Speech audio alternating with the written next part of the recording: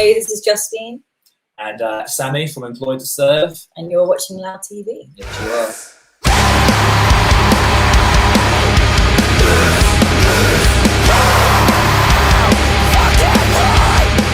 Oh, it's been incredible. I mean, look, we've been overwhelmed reading all the reviews and all the comments from our fans and stuff. And yeah, I mean, we couldn't be happier with the feedback, really, could we? I don't think. Yeah, like it's so exciting, especially after coming out of lockdown and not having much going on. It was just really fun to sort of like release something after a few years and just have like everything to sort of look forward to. Yeah, I mean, all the songs were like written more or less in the room we're sitting in now. So to have them be so personal and only exist in this tiny little space and now be out in the world and people making comments on them, it's just fantastic to see. Yeah, I mean, that's the highest praise you could possibly give in terms of comparison, because the Roadrunner bands of the 90s have been a huge influence for us, particularly on this record. And I don't know, Lewis Johns, he's just so versatile, isn't he? I think we just went with him with a few reference points, like early Machine Head and bands like that, and he's so versatile. He's able to kind of like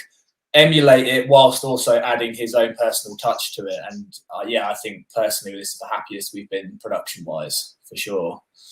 Personally, for me, I used a new guitar for this, which I think is better suited for the more metallic sound we have now. So maybe that contributed to the overall sound of the record and making it sound a bit more, 90s Roadrunner. But what about for you? I mean, I had way more time. I had more than 2 days to record the vocals this time. So that was a massive help, especially like with things like vocal fatigue. And that was great.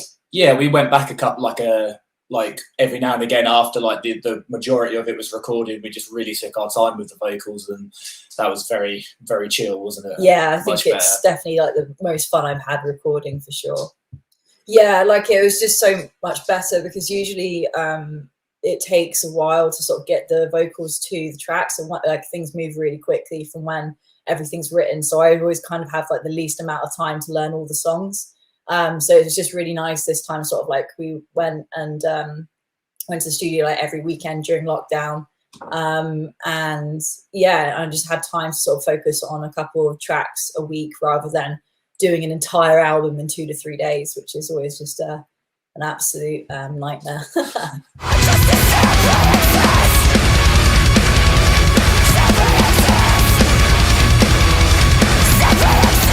I actually got into listening to bands like Gojira sort of later on, after sort of doing vocals for a while.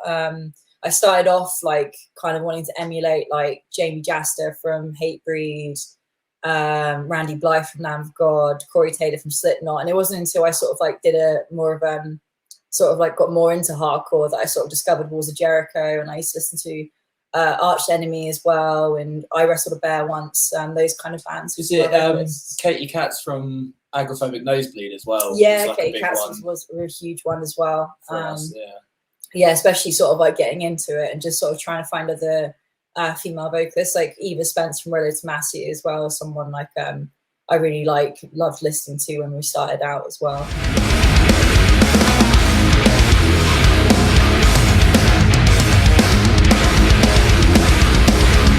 Yeah, I think we're always wanting to push in new directions, and implementing clean vocals we've sort of done a little bit on previous records. And I think this being our 4th album now, we just want to keep pushing into new territories, and trying new stuff that's new for us is what keeps it interesting and keeps it fresh when writing new music. And we're always never wanting to repeat ourselves and always push forwards into new territories. Yeah, definitely, especially sort of like because we kind of felt like we've done a previous sound on the past couple of records, and at the end of the day, if you're going to keep recording the same album, you might as well just save money into all your old records. Exactly.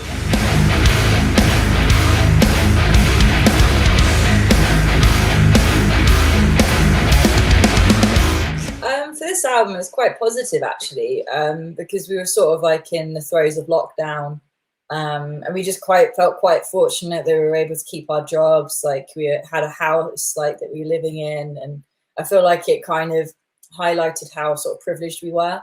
So this record is like a lot more positive about sort of like you know, being grateful and sort of also sort of trying to better yourself, and just sort of more about self-improvement, really.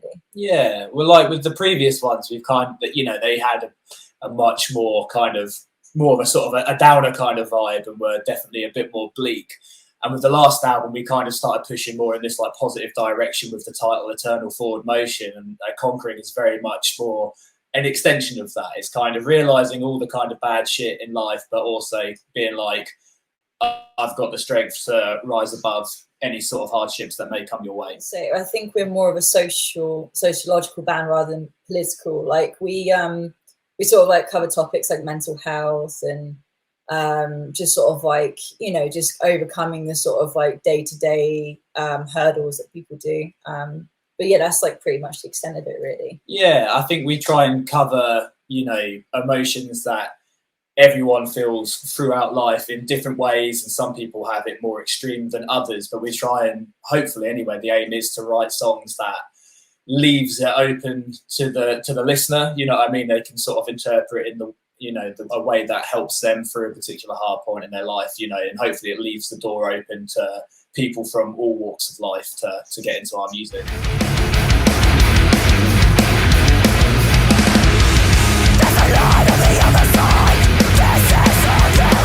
Yeah, so Luke Priest did the artwork for this album. We kind of had a rough idea of what we wanted, so we kind of just gave him a sort of like, I guess, a couple of sentences of like a brief, and kind of left most of it up to him, really. And yeah, I think we like basically loved the first draft, really, didn't we? Yeah, definitely. And like, I absolutely love it, because we wanted something that looked, you know, metal, but also wasn't like a stereotypical like, oh, that's a metal album cover. And I feel like it's the perfect balance. It's like it fits the music, but also it kind of leaves a little bit of intrigue of like, oh, what does this band sound like? Yeah, I like the fact as well, like it doesn't use traditional metal colors. Like I feel like it stands out. It's kind of loud, like our music, basically.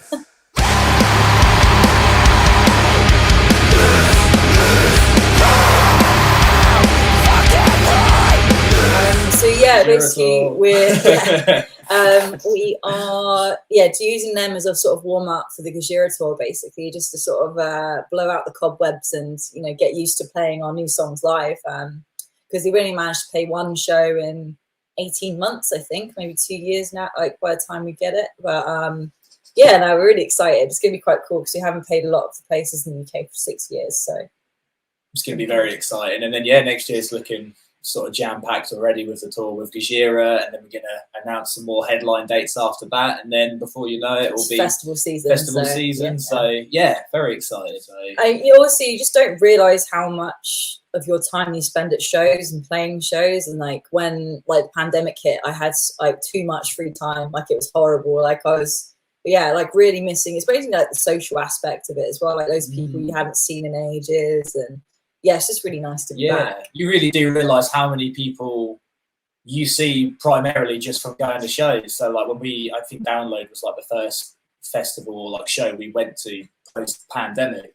And yeah, it was people we hadn't seen in like over a year, because we just see them at shows, you know. So it's a huge, huge part of our lives.